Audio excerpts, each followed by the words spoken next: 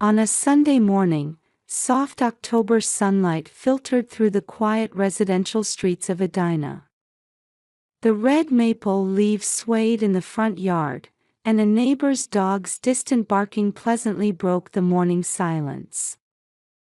Linda Morrison woke up at her usual time of 7 a.m. 2 hours until Sunday service. The morning sun streaming through the kitchen window cast a warm light on the new wooden counter. Birds had already started gathering at the garden feeder. "Another lovely morning," Linda murmured softly as she turned on the coffee maker. The aroma of Caribou Coffee's house blend spread through the quiet kitchen. As she put on her pastel blue apron, she recalled the hymns for today's service. On the counter, a photo frame displayed their wedding picture from 8 years ago.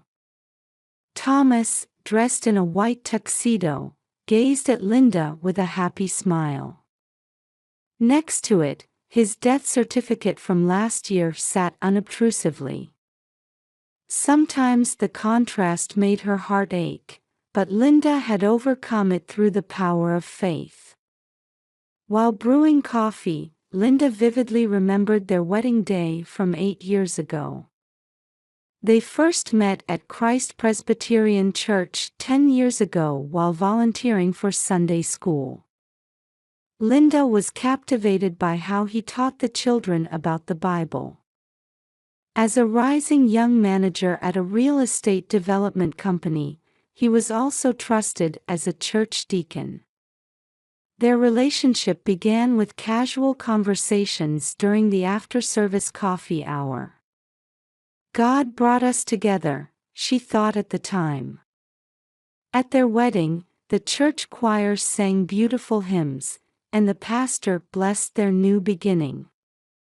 The moment they exchanged vows as white rose petals danced in the air still shines in her heart. Their life afterward was as happy as Linda had imagined. Thomas's work was going well, and they enjoyed shopping at the Galleria and buying groceries at Whole Foods together. On holidays, they would stroll around 50th and France and enjoy brunch at their favorite cafe. They continued their church activities and spent fulfilling days within the community. Their last Christmas together, Thomas enthusiastically talked about a new real estate project in front of the fireplace. The Christmas tree lights softly illuminated his profile, and Linda felt truly happy. 2 weeks later, he suddenly went incommunicado while on a business trip to Las Vegas. Despite desperate search efforts, the police suggested accident was likely. Neighbors and church members helped with the search, but no clues were found. After 3 years, a death certificate was finally issued last year. During that time, what supported Linda was her unchanging daily routine and the power of faith. Linda sighed as she picked up her coffee cup. Outside the window, neighborhood children rode past on their bicycles. "But I must keep moving forward," she thought. She had established herself as a freelance web designer and became more active in church activities than before. Supported by the warm community, she led a quiet but fulfilling life. She had made new friends at Wednesday Bible study, and the garden club was planning next spring's flower beds. The Sunday morning light sparkled on the kitchen table. Linda stood up and began preparing for service. She took out her favorite dress from the closet and paired it with a modest pearl necklace. A new day was about to begin. After returning home from service, Linda was preparing a light lunch in the kitchen as usual. While making a chicken and avocado salad, she was reflecting on today's sermon. The pastor had spoken about the meaning of trials. Just then, the doorbell rang. The clock showed 2 p.m. Visitors were rare on a quiet Sunday afternoon. The intercom monitor showed two middle-aged men in smart dark suits. Unfamiliar faces. After a moment's hesitation, Linda headed to the door. As she opened it, the older-looking man stepped forward. His neat appearance and composed manner immediately revealed his profession. Mrs. Linda Morrison. His solemn voice broke the afternoon quiet. Yes, that's me. I'm Michael Johnson from Johnson & Partners Law Firm. This is my colleague, David Watson. We have a matter to discuss with you. Linda felt her heart tighten for a moment. Law firm. The weight of those words stirred anxiety in her heart. Nothing could be read from the two lawyers' expressions. Linda took a deep breath and nodded slightly. Please, come in. The three seated themselves in the Tudor-style living room. Several memorial photos with Thomas hung on the wall above the fireplace. Michael Johnson took out documents from his leather briefcase. Mrs. Morrison, this is a very difficult matter to bring up. A moment's pause. Birds were chirping outside the window. You are being sued by Ms. Jessica Hamilton. Ms. Hamilton is claiming $1 million in damages, alleging you were her husband's mistress. The words rang like lines from an unreal movie. Time seemed to stop in Linda's mind. I'm sorry, but I don't understand what you mean. Attorney Johnson pulled out another document. Could you tell us about your relationship with Thomas Hamilton? At that moment, Linda's heart leaped. Thomas. That name shook her world. However, the composure she had cultivated through years of church activities supported her. She slowly stood up and walked to the bookshelf. Just a moment, please. She took out a photo album and opened the last page. There was a solemn certificate. Please look at this. She placed the death certificate before the two lawyers. And photos from last year's memorial service. Thomas Morrison. My husband. He passed away 2 years ago. Her voice was quiet but firm. The lawyer's expressions clearly changed. Attorney Johnson scanned the documents. He exchanged glances with his colleague. Clearly, this was an unexpected development. Mrs. Morrison, we deeply apologize. However, Ms. Hamilton also has considerable evidence. Linda's hands trembled slightly. What kind of evidence? Photos, emails, and a marriage certificate. Warning bells began ringing in Linda's mind. Marriage certificate. Yes. A marriage certificate issued in Las Vegas 2 years ago. Those words created a deep crack in Linda's heart. 2 years ago. Las Vegas. The place where her husband last made contact. Outside the window, dusk was approaching. Thomas's smile in the photo above the fireplace suddenly felt like that of a stranger. Our investigation shows that Thomas Hamilton is currently alive, you mean? Linda's voice was surprisingly calm. Faith had given her the strength to face trials. The lawyers exchanged glances again. The situation had completely changed. The story from their client differed greatly from the reality before them. "We'll need to investigate this matter more thoroughly." Attorney Johnson chose his words carefully. "Please refrain from contacting Miss Hamilton for now." Linda nodded quietly. Various emotions were swirling inside her. Anger, sadness, and a strange sense of anticipation. After the lawyers left, Linda remained alone in the living room, staring at the photos above the fireplace illuminated by the setting sun. "Thomas, are you really alive?" That question was absorbed into the room's silence. However, in Linda's heart, a new determination was beginning to sprout. She needed to know the truth. Linda slowly began to pray for the long battle ahead. The streetlights of 50th and France were beginning to light up one by one in the autumn dusk. Inside the high-end boutique Elegance by Jessica, warm light still remained. Designer dresses in the show window caught the eyes of passers-by. Linda sighed deeply in front of the store. The address that Mrs. Carroll from the church women's group had found was correct. The owner of this sophisticated store was Jessica Hamilton. The brass bell on the door rang quietly. Staff were preparing to leave. "I'd like to see Jessica Hamilton."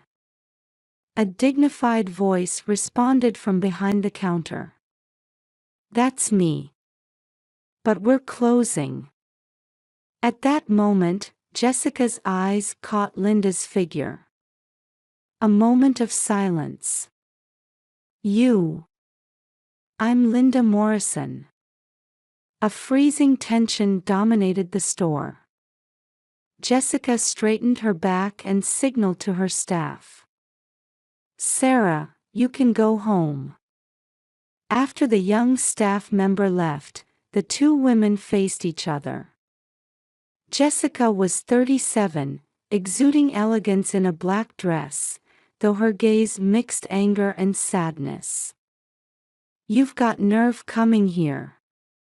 "The woman who stole my husband." Linda responded in a calm voice. "That's not true. I'm the one who wants to know the truth." The boutique's luxurious interior gave a quiet weight to their conversation. Chandelier light made the showcase jewelry sparkle. "Truth. Do you think you have the right to talk about truth?" Jessica's voice trembled. "Please look at these." Linda took out the death certificate and wedding photos. "Thomas Morrison. My husband. Married 8 years ago, disappeared 3 years ago. Declared dead last year." Jessica's expression wavered slightly. "That's impossible. Thomas Hamilton is my husband. We married in Las Vegas 2 years ago." She also took out documents. A marriage certificate. Joint property deed. Photos of them together. "He's a successful businessman in real estate development. He invested in my store." At that moment, Jessica's voice trailed off. Her eyes were caught by a photo Linda showed. A church photo from 10 years ago. Thomas serving as a deacon. He was trusted as a deacon at Christ Presbyterian Church. Jessica's hands gripped the counter tightly. "No way. Your store is a successful boutique carrying luxury brands. But where did the startup funding come from?" "Thomas invested in it." Jessica's voice grew slightly weaker.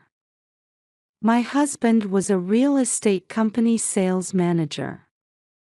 He didn't have enough assets to make such large investments. The women's eyes met. The same question floated in them. We were both deceived by the same man. Jessica's voice trembled. Her anger was turning into deep sadness. Linda quietly approached and sat beside Jessica. The expensive leather chair creaked softly. Would you tell me everything? In the nighttime boutique, the two women's dialogue began. Jessica started telling her story. Growing up in a wealthy family, losing everything when her father's business failed. The struggle to climb up in the fashion industry on her own. And meeting him in Las Vegas 2 years ago. I thought he was someone who understood my dreams. Wiping away tears, Jessica continued. The dream of opening a luxury boutique. It needed substantial funding. Linda nodded quietly. Thomas was always good at relating to people's dreams. They began checking records on the computer. Bank transactions. Real estate contracts. Various documents generated new questions. This transfer record. Jessica pointed at the screen. Large transfers from a Las Vegas casino. But Thomas said he didn't gamble. Wait. Linda found an old newspaper article.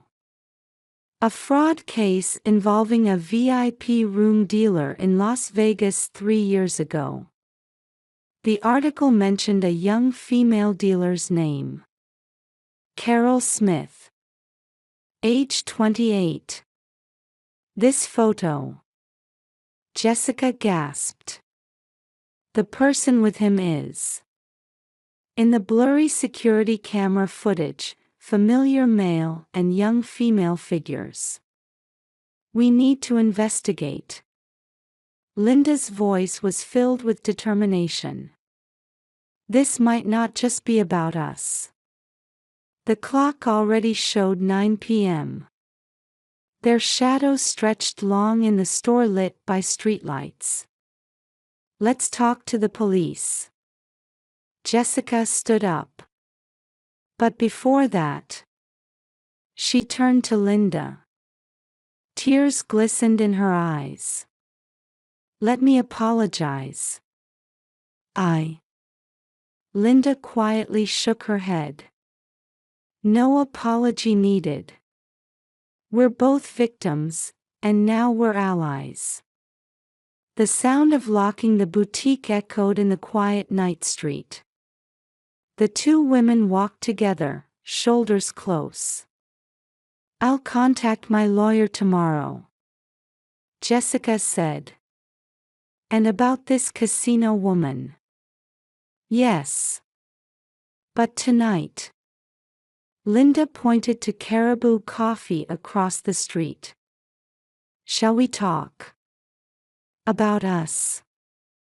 For the first time, a small smile appeared on Jessica's lips. Thank you, Linda. In the distance, church bells rang 10 o'clock. A long journey still lay ahead for the two women. But they were no longer alone. They had found a trustworthy companion in their quest for truth. The blue ocean of Cancun, Mexico, sparkled outside the luxury resort hotel window. The December sunlight was as bright as midsummer. By the pool, tourists were enjoying their tropical vacation. In the hotel's surveillance room, Linda and Jessica were absorbed in the security camera footage. FBI agent Sarah Johnson operated the monitor. This is footage from 3 days ago. The screen showed a man and woman relaxing on poolside lounge chairs. Thomas and the young woman, Carol Smith. As if nothing had happened. Linda's voice trembled slightly. 3 weeks ago, a joint investigation by Las Vegas police and the FBI had revealed the truth. Thomas's true identity was that of a skilled con artist. He had committed multiple fraudulent marriages with different women, each time perpetrating large-scale fraud. Carol Smith was his accomplice from the casino. The federal prosecutor is preparing charges for bigamy, insurance fraud, and investment fraud. Agent Sarah continued her explanation. But why Mexico? Jessica asked. They were laundering the illegal casino transfers here. The agent showed financial transaction records. Total amount, approximately $5 million. Linda closed her eyes. The sincere deacon she met at church. Her loving husband. Was it all perfect acting? The two women exchanged glances. Let's go. Linda nodded quietly. The FBI team moved quietly through the luxury resort hallway. Room 2507. The top-floor suite where Thomas and Carol were staying. The special unit broke down the door and entered. Carol's scream was heard, and Thomas ran out to the balcony. He tried to move to the adjacent room's balcony but was secured by the waiting investigation team. Thomas. Linda's voice echoed quietly. He turned around slowly.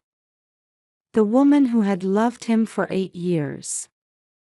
And himself, who had continuously betrayed that trust. Linda.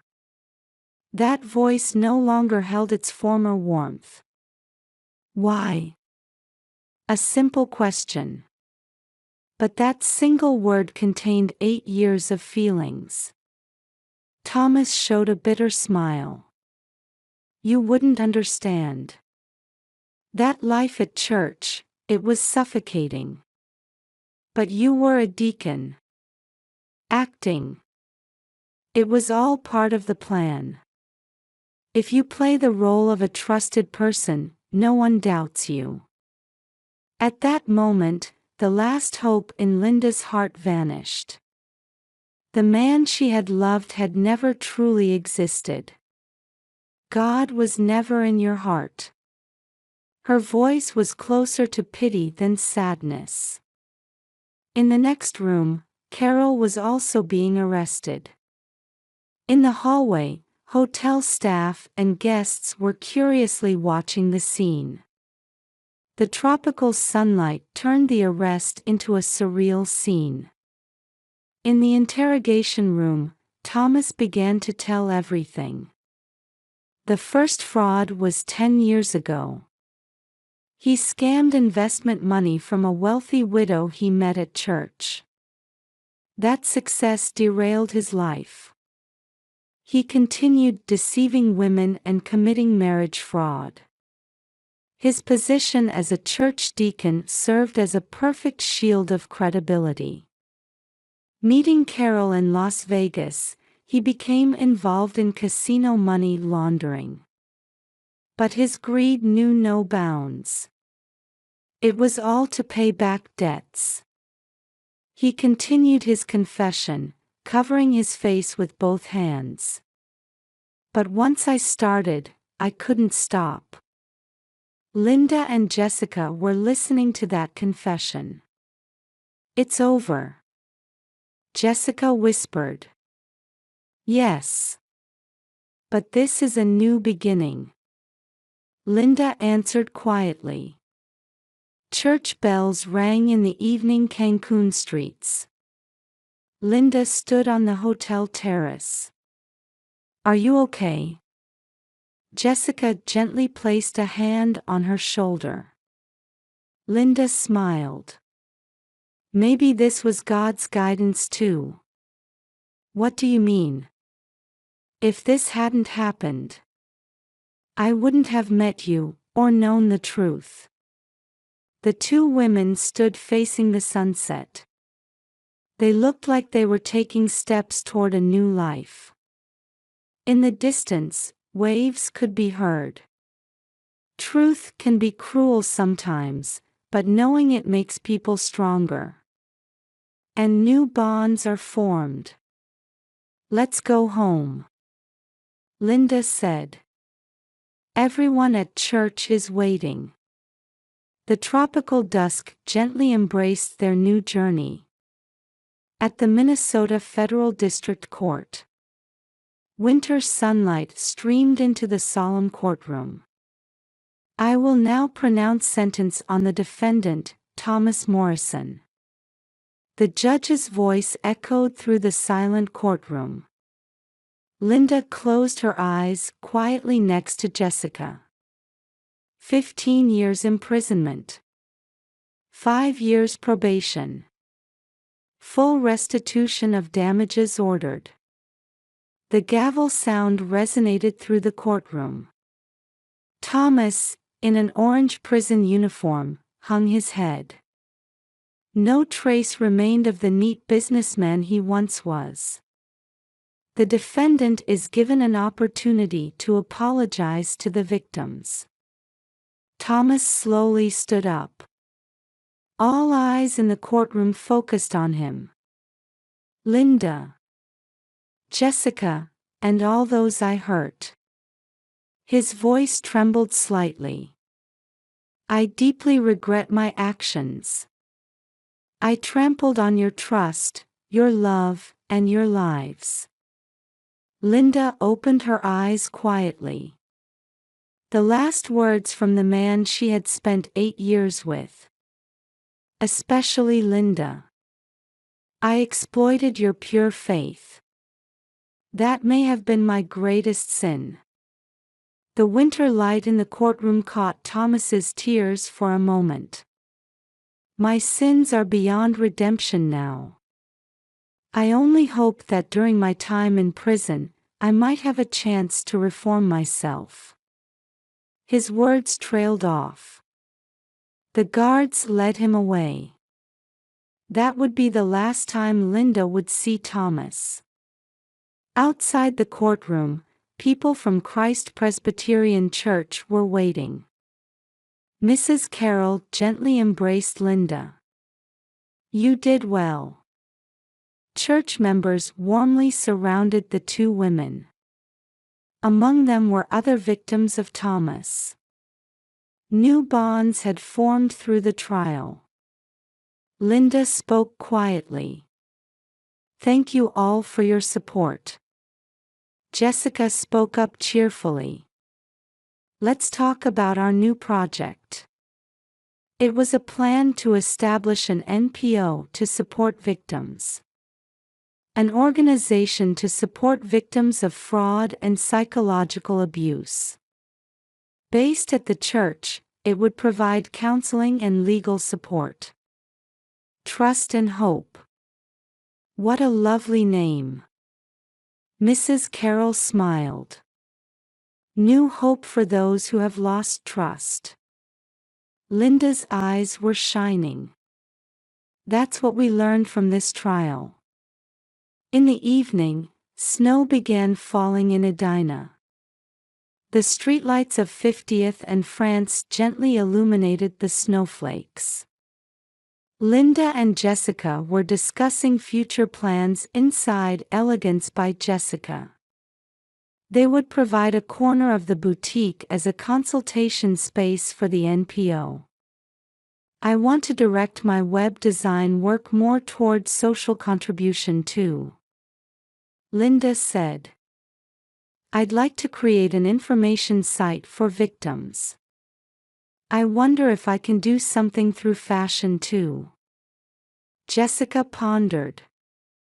Like employment support for domestic violence victims. Then, a young woman visited them. Carol Smith. She too had served her sentence and begun walking the path of rehabilitation. I really needed to see you both.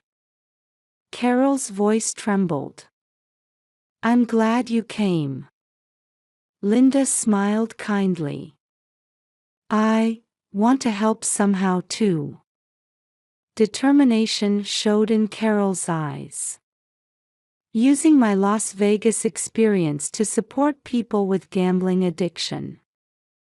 The three women talked about their new dreams by the snowy window. 1 year later. Sunday service at Christ Presbyterian Church. Linda stood at the pulpit and began speaking quietly. Trials sometimes make us stronger. And they nurture new bonds. Among the congregation were many friends met through trust and hope. Jessica watched warmly from the front row. We cannot change the past. But the future is in our hands. Next to the pulpit hung a photograph. 3 smiling faces taken on a snowy day at 50th and France, Linda, Jessica, and Carol. I learned the power of forgiveness. And it opened the door to a new life. Light streaming through the window transformed into beautiful rainbow colors through the stained glass. God never gives us trials beyond what we can bear. The words she once heard from the pastor now resonated with deep meaning. After the service, Trust and Hope's monthly meeting was held in the church community room. With new participants increasing, their activities were steadily expanding. But this is just the beginning, Jessica said, sipping her coffee. Yes, there's more ahead. Linda gazed out the window. The chirping of birds announcing spring's arrival could be heard in Edina. Life is strange, Carol whispered softly. To find my true self in this way. The 3 women watched the irises beginning to bloom in the church garden. The start of a new season. It was also a symbol of their new lives. Well. Linda stood up. Tomorrow is our volunteer day at the prison. They regularly helped with rehabilitation programs at the prison where Thomas was held. He's changing little by little too, Jessica said. Yes. This too is God's guidance.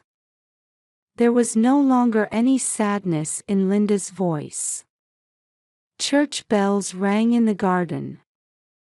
The story of women who overcame past pain and found new hope continues on. Tomorrow will be another good day. The 3 women nodded gently at Linda's words.